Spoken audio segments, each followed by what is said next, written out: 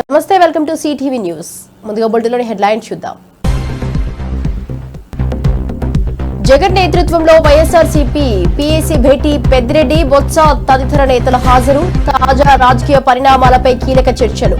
శాసనసభ ప్రణాళికపై దృష్టి పెట్టిన నేతలు.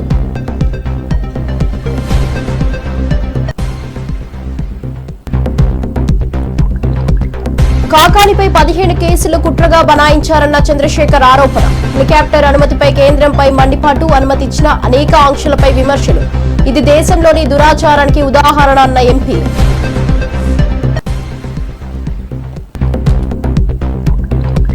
తిరుమల శ్రీవారి దర్శించుకున్న ఇస్రో చైర్మన్. నిసార్ శాటిలైట్ ప్రయోగానికి ముందు భక్తి సందర్శన.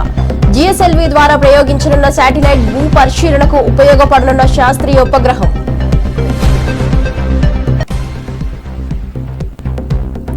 పుంగోల్ టౌన్షిప్ సందర్శించిన మంత్రి Narayana. Singapore echo town model గా అభివృద్ధి యత్నం. అమరావతి నిర్మాణానికి కొత్త మార్గదర్శకాలు. గ్రీన్ మొబిలిటీపై అధ్యయనంలో పాల్గొన్న మంత్రి.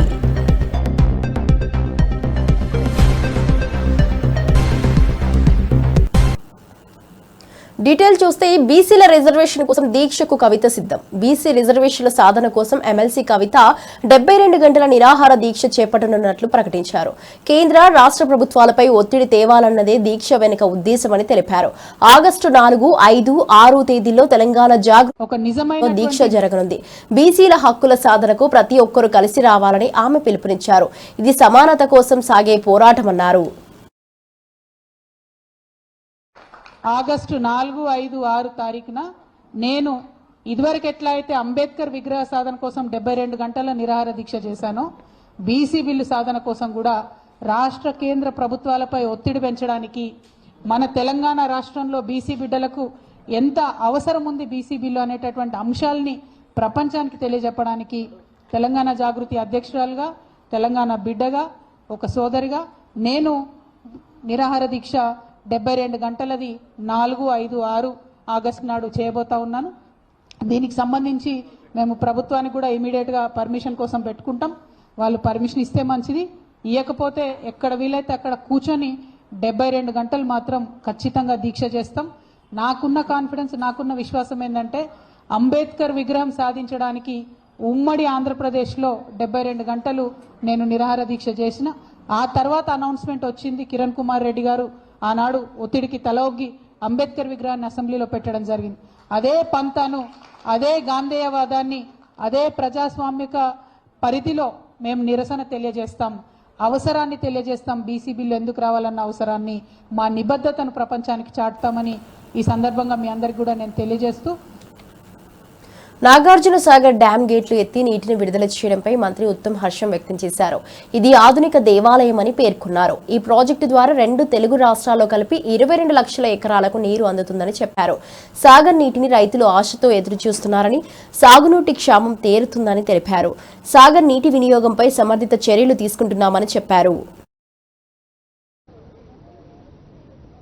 నేను ఉమ్మడి నల్గొండ జిల్లా ఇన్ఛార్జ్ మంత్రివర్యులు అడ్లూరి లక్ష్మణ్ గారు, స్థానిక శాసనసభ్యులు జేవీ రెడ్డి గారు, మిర్యాలగూడ ఎమ్మెల్యే బిఎల్ఆర్ గారు, శాసన మండలి సభ్యులు శంకర్ నాయక్ గారు, మాజీ జిల్లా పరిషత్ వైస్ చైర్మన్ ప్రియమిత్రుడు లింగారెడ్డి గారు, స్థానిక పెద్దలందరూ కలిసి కూడా ఈ నాగార్జున సాగర్ గేట్లు మరియు ఎత్తడం, కృష్ణానదిలోకి నీళ్లు వదలడం, ఇది ఎంతో సంతోషం, సంతృప్తి, ఆనందదాయకమైన విషయం అని చెప్పి నేను మనవి చేస్తున్నాను. ఇది ఒక ఆధునిక దేవాలయం. జవహర్ లాల్ నెహ్రూ గారు ఈ నాగార్జున సాగర్ డ్యాంకి పునాది వేయడం జరిగింది. దేశం కోసం ప్రాణాలు అర్పించిన వీర వనిత మాజీ ప్రధాని ఇందిరాగాంధీ గారు ఈ యొక్క ప్రాజెక్టు ప్రారంభం చేయడం జరిగింది. నాగార్జున సాగర్ డ్యాం ద్వారా 2 రాష్ట్రాలకు కలిపి 22 లక్షల ఎకరాలకి ఆయకట్టుకి నీళ్ళు అందించే ఒక మహత్తర గొప్ప ఈరోజు నేను ఉమ్మడి నల్గొండ జిల్లా రేవంత్ రెడ్డి ముఖ్యమంత్రి అయిన తర్వాత ఇచ్చినవి కేవలం 5,089 ఉద్యోగాలేనని విమర్శలు వెల్లువెత్తుతున్నాయి. గత ప్రభుత్వ నియామకాలకు పత్రాలు ఇచ్చినట్టు మోసం చేశారన్న ఆరోపణలు వచ్చాయి. గురుకుల ఉద్యోగాలకు పత్రాలు ఇచ్చినా వాస్తవిక నియామకం జరగలేదని పేర్కొన్నారు. ఎన్నోసార్లు ఇల్లు ముట్టడించినా స్పందన లేదని, వేల కుటుంబాలు నష్టపోయాయని ఆగ్రహం వ్యక్తమవుతోంది. నోటిఫికేషన్ మీరు ఇవ్వలేదు, ఎగ్జాము మీరు పెట్టలేదు, గ్రౌండు మీరు పెట్టలేదు, ఏది పెట్టకుండా ఉద్యోగాలు మీ ఎట్టయితాయి? నియామక పత్రాలు మాత్రమే చేస్తే ఉద్యోగాలు మీ అకౌంట్లో పడతాయా? లేదు, మీ ఉద్యోగాలు మీరు చెప్తున్నారు. మరి ఎన్నికల మేనిఫెస్టోలో టీఆర్ఎస్ పార్టీ ఇచ్చిన ఉద్యోగాలే మేము ఇస్తున్నామని చెప్పిరా? మీరేమన్నా చెప్పలే కదా. వాళ్ళు ఇస్తున్న ఉద్యోగాలు మేము కల్పిస్తామని ఎక్కడ చెప్పలే. వాళ్ళు ఇచ్చిన ఉద్యోగాలు మీ అకౌంట్లో వేసుకున్నారు. ఎందుకంటే ఎస్ఐ కానిస్టేబుల్ నోటిఫికేషన్ ఇచ్చింది గత గవర్నమెంటే, ఎగ్జామ్ పెట్టింది గత గవర్నమెంటే, గ్రౌండ్ పెట్టింది గత గవర్నమెంటే, పత్రాలు మాత్రమే ఇచ్చిండు రేవంత్ రెడ్డి గారు. రెండో అంశం, గురుకులాలు 9,000 ఉద్యోగాలు వేశారు. 9,000 ఉద్యోగాల సంబంధించి ఎగ్జామ్ పెట్టింది గత గవర్నమెంటే, నోటిఫికేషన్ ఇచ్చింది గత గవర్నమెంటే, రిజల్ట్ ఇచ్చింది గత గవర్నమెంటే. కేవలం పత్రాలు ఇచ్చారు. ఆ పత్రాలు కూడా మీరు పార్లమెంట్ ఎన్నికల కోసం డిఎల్ ఇచ్చిన తర్వాత జేఎల్ తర్వాత పీజీటీ, పీఈటీ, టీజీటీ ఇట్లా పైకి వెళ్ళి ఇవ్వాలా. కానీ మధ్యలో పీజీటీ ఇచ్చారు. ఎందుకు ఇచ్చారంటే డిఎల్కి డెమో పెట్టాలి, దానికి ఇంటర్వ్యూ ఉంటుంది. జేఎల్కు డెమో ఉంటే ఇంటర్వ్యూ ఉంటుంది. అవి పెడతానికి నెల రోజులు పడుతుంది. నెల రోజుల్లోగా మీ ఉద్యోగ పత్రాలు ఇవ్వాలి కదా. అంటే రేవంత్ రెడ్డి ఎన్నికల ముందు కోసమే, మేము ఉద్యోగాలు చెప్పుకోవడం కోసమే మీరు వాళ్ళ గురుకులాలలో 2,500 ఉద్యోగాలు మిగిల్చుకున్నారు. ఇవాళ 2,500 ఉద్యోగాలు మిగిలిపోయినాయి. 2,500 కుటుంబాలు వాళ్ళని మీరు సర్వనాశనం చేసి పడేశారు. ఎందుకంటే ఉద్యోగాలు వస్తాయని చెప్పేసి రాసిరు, 1:2 లిస్టులో ఉన్నారు, పత్రాలు ఇచ్చారు, సర్టిఫికేట్ వెరిఫికేషన్ అయిపోయింది, అన్నీ అయిపోయినాయి. కానీ ఉద్యోగాలు మాత్రం రోడ్డు మీద ఇందిరా పార్క్ 5 సార్లు ధర్నా పెట్టారు. రేవంత్ రెడ్డి గారి ఇంటికి ముట్టడి కూడా 10 సార్లు ముట్టడి చేశారు. అయినా కూడా వాళ్ళ గోస ఇంతవరకు పట్టించుకున్నోడే లేడు. ఎస్ఐ కానిస్టేబుల్ 3,500 ఉద్యోగాలు మిగిలిపోయినాయి. గ్రూప్ 4లో 3,500 ఉద్యోగాలు మిగిలిపోయినాయి. మీరు ఇచ్చిన 60,000 ఉద్యోగాలు అని చెప్తారు కదా, మీరు 60,000 ఉద్యోగాలు ఇవ్వలే, 10,000 ఉద్యోగాలు మిగిల్చుకున్నారు. మీరు వాస్తవంగా చెప్పండి, 10,000 ఉద్యోగాలు మిగిల్చుకున్నారు, కొత్త ఇవ్వాల. సర్టిఫికెట్లు ఇచ్చేసి పత్రాల సీఎం అంటే ఎట్లా చెప్పండి మీరు? రేవంత్ రెడ్డి గారిని మేము ప్రెస్ క్లబ్లలో మాట్లాడి, ఆడ మాట్లాడి, ఈడ మాట్లాడి కాంగ్రెస్ పార్టీని గెలిపిస్తే ఇవాళ పత్రాల సీఎం అయిపోయింది రేవంత్ రెడ్డి గారు. మీ గౌరవ భావంతో మేము కాంగ్రెస్ పార్టీని గెలిపిస్తే ఇవాళ మీరు ఇప్పటి వరకు ఇచ్చిన ఉద్యోగాలు కేవలం 5,000 ఉద్యోగాలు మాత్రమే. ఓన్లీ 5,000 ఇచ్చారండి. 5,089 ఉద్యోగాలు. ఆగస్టు 5, 6, 7 తేదీల్లో బీసీలకు 42% రిజర్వేషన్ కోసం ఢిల్లీకి వెళ్లనున్నట్టు మంత్రి పొన్నం ప్రభాకర్ తెలిపారు. రాష్ట్రపతి అపాయింట్మెంట్ కోరామన్నారు. తెలంగాణ కాంగ్రెస్ ఎంపీలు, ఎమ్మెల్యేలు, మంత్రులతో పాటు దేశవ్యాప్తంగా కాంగ్రెస్ మద్దతుదారులంతా ఢిల్లీకి వెళ్తున్నామని వెల్లడించారు. రిజర్వేషన్ల కోసం సమైక్యంగా పోరాడాల్సిన అవసరం ఉందని పిలుపునిచ్చారు. ఆగస్టు 5, 6, 7 3 రోజులు గౌరవ ముఖ్యమంత్రి గారు అపాయింట్మెంట్ అడుగుతా ఉన్నారు. గౌరవ పార్లమెంటు ప్రతిపక్ష నాయకులు అపాయింట్మెంట్ అడుగుతారు. గౌరవ రాజ్యసభ ప్రతిపక్ష నాయకుడు కూడా రాష్ట్రపతి గారు అపాయింట్మెంట్ అడిగి దేశంలో ఉన్నటువంటి కాంగ్రెస్ పార్టీ మిత్రపక్షాలతో సహా 100 మంది ఎంపీల పైన, రాజ్యసభ సభ్యులతో సహా తెలంగాణలో ఉన్నటువంటి ప్రతి శాసనసభ్యుడు, శాసనమండలి సభ్యుడు, ఎంపీలు, మంత్రులందరం కూడా 5, 6, 7 ఢిల్లీకి వెళ్తా ఉన్నాం. తెలంగాణలో ఉన్నటువంటి బీసీ మేధావులు, బీసీల నాయకులు, కుల సంఘాల నాయకులు ఆనాడు ఏ జాయింట్ యాక్షన్ కమిటీ వేసుకొని తెలంగాణ ఉద్యమం కొరకు పోరాడినో ఇవాళ ఇది ఒక కీలకమైనటువంటి దశ.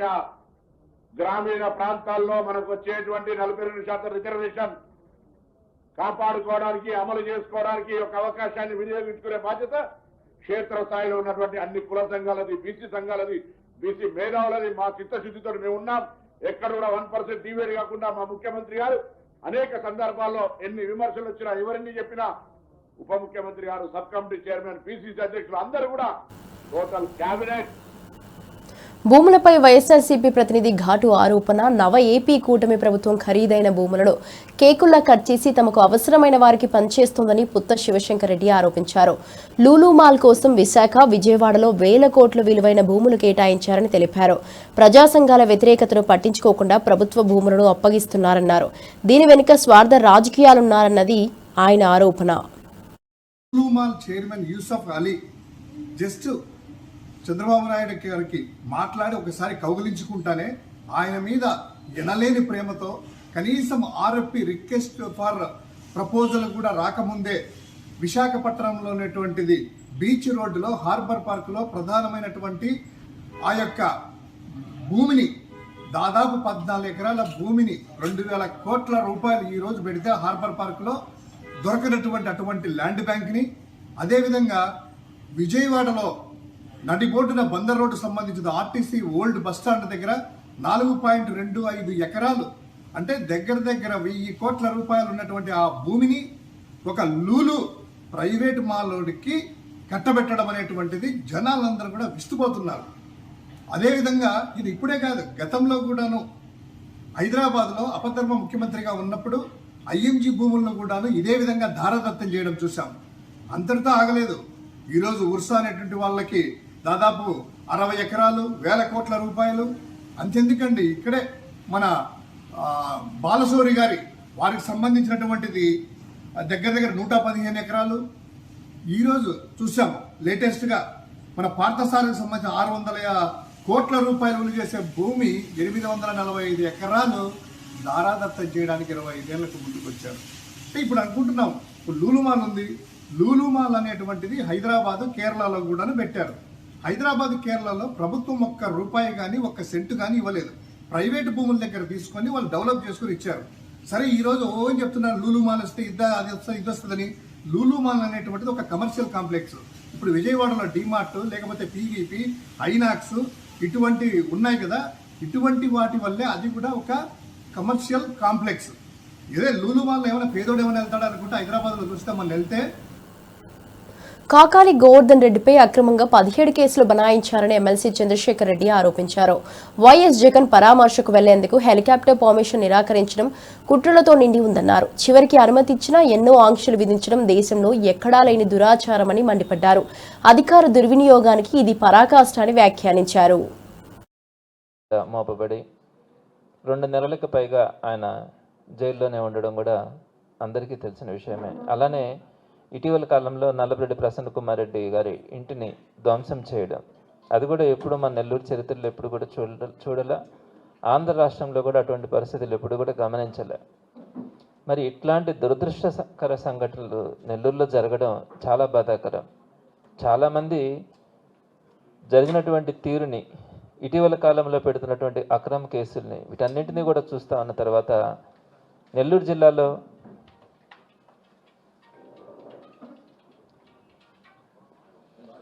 ఇచ్చినటువంటి నిర్లక్ష్యం కానీ, హెలిప్యాడ్ ఇవ్వకుండా చేసినటువంటి తీరు అందరికి కూడా తెలిసిందే. లాస్ట్ మినిట్లో 1 డే బిఫోర్గా జైలుకు పక్కన ఉన్నటువంటి ఒక అడవిలో హెలిప్యాడ్ని చూపించి, ఇక్కడ మీరు ల్యాండ్ కావాలా, పక్కనే ఉన్నటువంటి జైల్లో గోవర్ధన్ రెడ్డి గారిని పరామర్శించి మళ్ళీ వెంటనే మీరు హెలికాప్టర్ ద్వారా తిరిగి వెళ్ళాలా అని చెప్పి ఆ రోజు చెప్పడం కూడా జరిగింది. అయితే అది ఎట్లాంటి పరిస్థితుల్లో సాధ్యం కాదు. సో పబ్లిక్ని జగన్మోహన్ రెడ్డి గారిని చూడడానికి రావడం కానీ ఇవన్నీ కూడా జరుగుతాయి. సో ఆ ప్లేస్ని కూడా 1 డే లోపల హెలిప్యాడ్ని తయారు చేయడం కూడా సాధ్యం కాదని చెప్పి ఆ రోజు నిరాకరించడం కూడా జరిగింది.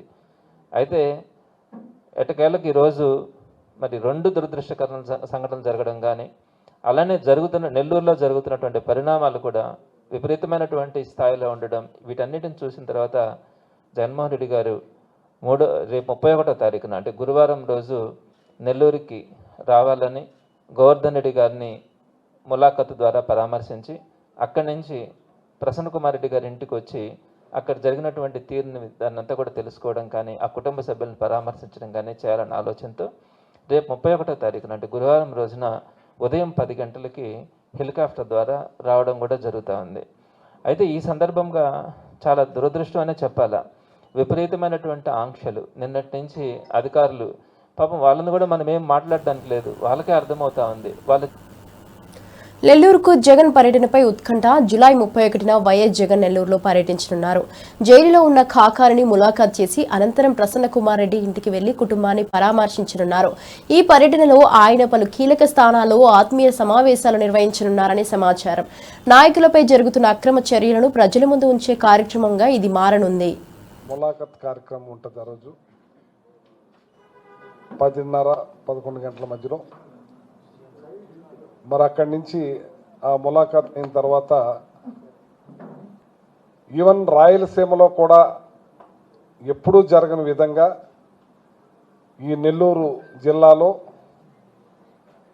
ప్రసన్న కుమార్ రెడ్డి గారి ఇంటి మీద 200 పైబడి దౌర్జన్యకాండ సృష్టించినప్పుడు ఏదైతే నల్లపరెడ్డి శ్రీనివాసరెడ్డి గారు ఉన్నారో ఆయన వైఫ్ మరి పెద్దావిడి ఆ ఇంట్లో ఒక్కావిడే ఉండటం, ఆ దౌర్జన్యకాండకి ఆ వయసులో ఎంతో భయభ్రాంతులకు గురైన ఆవిడ్ని ప్రసన్న కుమార్ రెడ్డి గారిని పరామర్శించడానికి జగన్మోహన్ రెడ్డి గారు వాళ్ళ ఇంటికి రావటం జరుగుతుంది.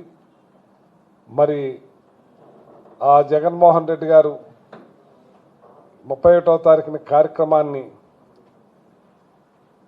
మా నాయకులు మా కార్యకర్తలు స్వాగతిస్తారని చెప్పి తెలియజేస్తా ఉన్నాను.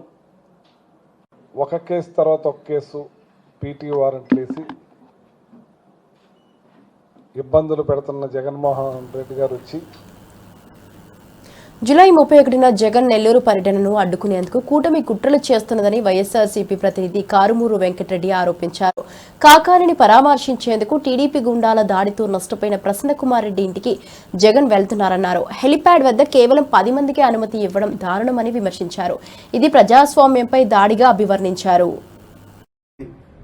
ఏదైతే ఏకైక లక్ష్యంతో ఈ కూటమి ప్రభుత్వం పనిచేస్తా ఉందనేది మనకు అనేక సార్లు స్పష్టంగా కనపడింది. మరొకసారి నెల్లూరు జిల్లా పర్యటనని అడ్డుకోవాలని చెప్పేటటువంటి దానికి వాళ్ళు విధించినటువంటి ఆంక్షలు చూస్తేనే మీకు అర్థమవుతుంది. జగన్ నెల్లూరు పర్యటన పైన అడుగడుగున ఆంక్షలు విధిస్తూ జగన్మోహన్ రెడ్డి గారి హెలీప్యాడ్ దగ్గర కంట కేవలం 10 మందికి మాత్రమే అనుమతిస్తారంట. జగన్మోహన్ రెడ్డి గారి వెంట ఎవరూ రాకూడదంట. ఏదైతే జగన్మోహన్ రెడ్డి గారి వెంట వచ్చే వారికి నోటీసులు ఇస్తామని చెప్పి ముందుగానే నోటీసులు ఇస్తున్నటువంటి పరిస్థితి. ఈ నెల 31 అంటే జూలై 31న 13 అక్రమ కేసుల్లో జైల్లో ఉన్నటువంటి 13 అక్రమ కేసుల్లో ఈ కూటమి ప్రభుత్వం వచ్చిన తర్వాత నెల్లూరు జిల్లా అధ్యక్షుడిగా పనిచేస్తున్నటువంటి మాజీ మంత్రిగా ఉన్నటువంటి కాకాని గోవర్ధన్ రెడ్డి గారిపై 13 అక్రమ కేసులు బనాయించింది కూటమి ప్రభుత్వం. ఆ 13 అక్రమ కేసుల్లో జైల్లో ఉన్నారు. ఈరోజు ఏదైతే ఆ జైల్లో ఉన్నటువంటి కాకాని గోవర్ధన్ రెడ్డి గారిని పరామర్శించడానికి జగన్మోహన్ రెడ్డి గారు వెళ్తున్నారు. అలానే 50 సంవత్సరాలుగా రాజకీయాల్లో ఉండి 6 సార్లు ఎమ్మెల్యే, వాళ్ళ తండ్రి గారు అంతకుముందు మంత్రిగా చేశారు, 3 సార్లు ఎమ్మెల్యేగా, మొత్తంగా వాళ్ళ కుటుంబం 9 సార్లు ఎమ్మెల్యే. అలాంటి నల్లపరెడ్డి ప్రసన్న కుమార్ రెడ్డి గారి కుటుంబం మీద హత్యాయత్నం వాళ్ళు చేసినటువంటిది. ఇంటి మీదకి వచ్చి ఇల్లు మొత్తం ధ్వంసం చేసి ఈ తెలుగుదేశంలో ఉన్నటువంటి ఎమ్మెల్యేగా ఉన్నటువంటి వేమిరెడ్డి ప్రశాంతి తన అనుచరులను పంపించేసి పూర్తిగా ఇంటిని ధ్వంసం చేసి వేమిరెడ్డి ప్రశాంతి గారు తన అనుచర వర్గం మొత్తాన్ని రౌడీలందరినీ పంపి ఏ విధంగా చేసిందో మనం అన్ని చూసాం. అంటే ప్రసన్న కుమార్ రెడ్డి గారిని చంపేయాలనేటువంటి ప్రయత్నం జరిగింది. ఆయన అక్కడ ఆ టైంకి ఇంట్లో లేరు కాబట్టి సరిపోయింది. సో ఆ ప్రసన్న కుమార్ రెడ్డి గారిని వాళ్ళ ఇంటికి వెళ్లి ఆ కుటుంబాన్ని పరామర్శించడానికి జగన్మోహన్ రెడ్డి గారు వెళ్తుంటే వాళ్ళు ఇచ్చినటువంటి ఆంక్షలు, వాళ్ళు పెట్టినటువంటి ఆంక్షలు చూడండి. వెంకటాచలం మండలం చెముడుగుంటలోని సెంట్రల్ జైలు సమయంలో పోలీసులు అనుమతించిన హెలీప్యాడ్ వద్దకు కేవలం 10 మంది మాత్రమే వెళ్లాలి. వైఎస్ఆర్సీపీ పీఏసీ సమావేశం ప్రారంభం. వైఎస్ఆర్సీపీ అధ్యక్షుడు వైఎస్ జగన్ నేతృత్వంలో పార్టీ పీఏసీ సమావేశం ప్రారంభమైంది. పెద్దిరెడ్డి, బొత్స, తమ్మినేని, ఆర్కే రోజా, లక్ష్మీ పార్వతి తదితర నేతలు పాల్గొన్నారు. తాజా రాజకీయ పరిణామాలు, వ్యూహాత్మక నిర్ణయాలపై చర్చ జరిగింది. పార్టీ బలోపేతానికి తీసుకోవాల్సిన చర్యలు, శాసనసభ సమావేశాల ప్రణాళికపై దృష్టి పెట్టినట్లు సమాచారం. ముఖ్య నేతల మధ్య కీలకంగా చర్చలు సాగుతున్నాయి.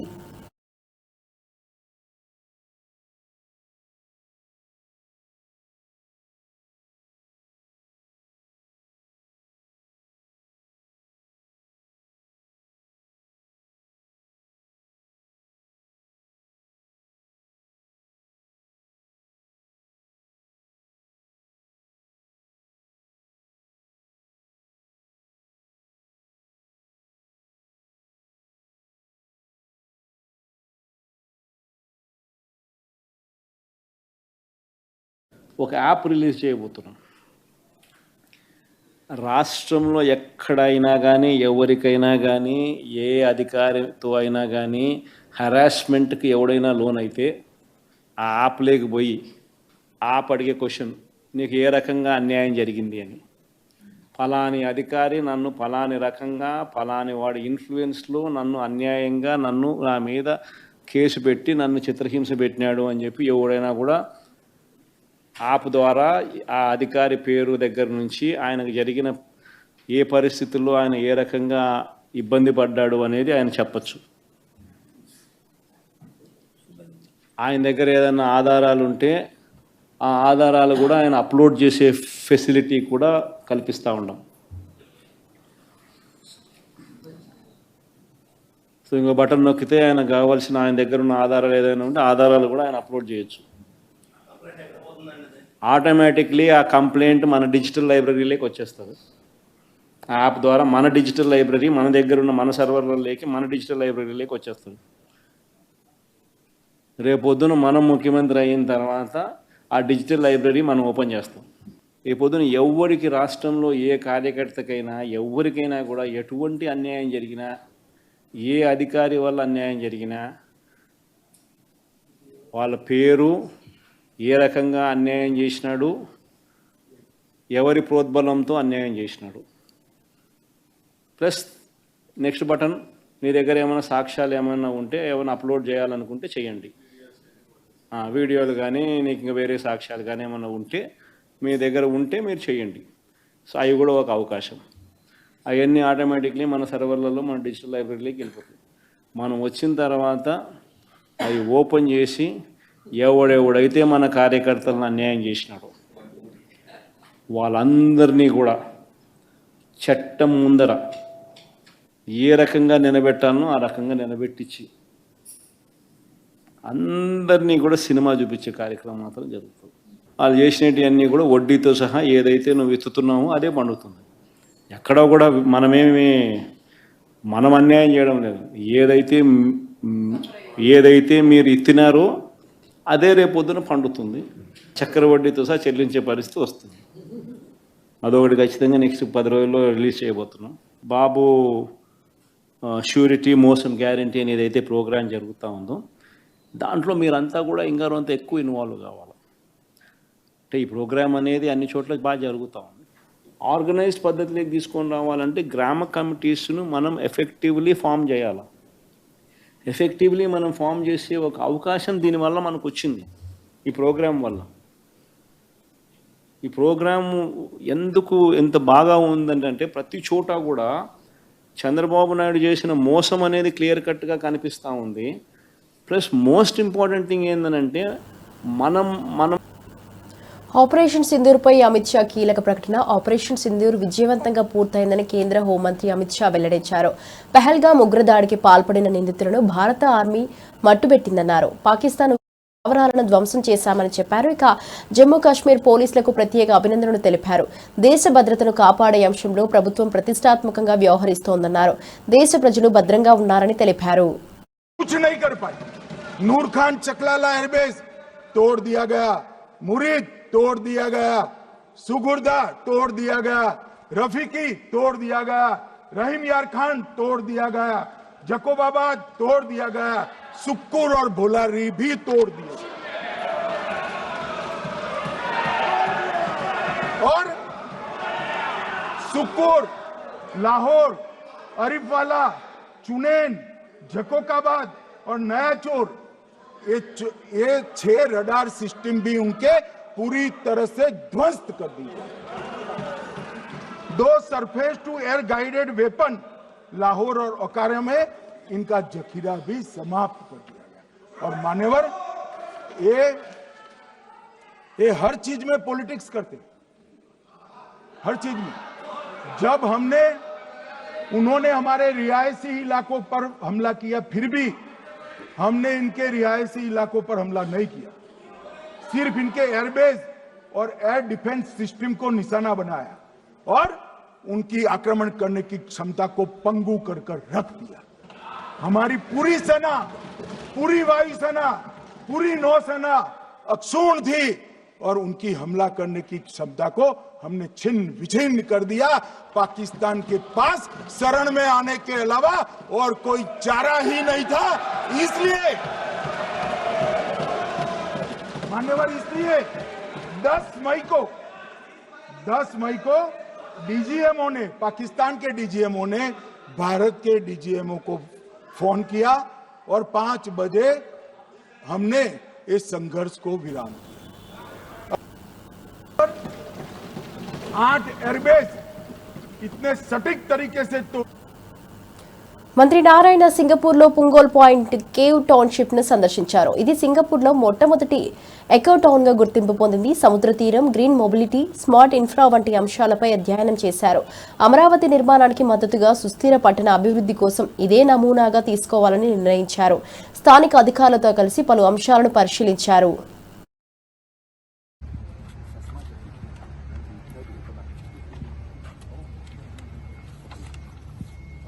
So, in terms of section cutting this way, we have a full basement, and even in the basement, we allow light to come in. We're going to see some of this opening. That would rely lesser on mechanical ventilation, lighting, okay, by opening up. Right? Likewise here. This is the makeup. You want back to the yes, this. Coordination issues. There are 2 wings to every block.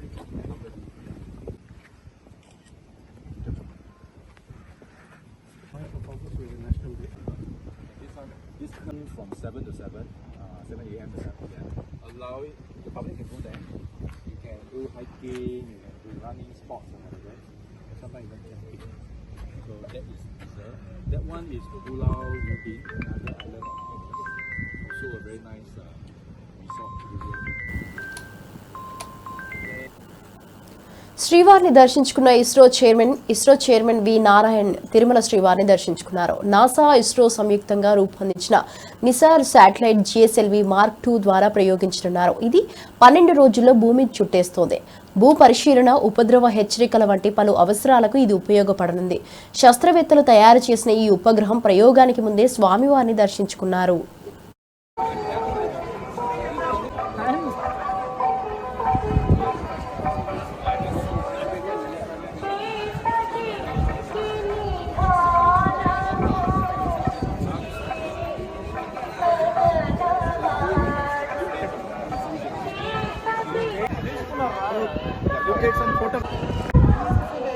To have an important launch,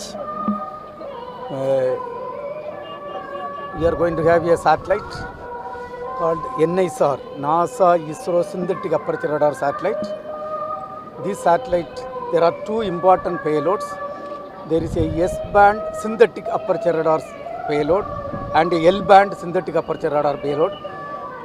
S-band SAR is realized by ISRO, L-band SAR is realized by JPL USA, and there is a 12-meter unfurlable antenna, and the satellite is totally built by ISRO. Satellite is built by ISRO, and the rocket is the GSLV Mark 2 rocket, GSLV F-16 rocket. So this launch is targeted tomorrow evening 5:40, and this satellite is going to be useful for Earth observation, disaster warning and mitigation.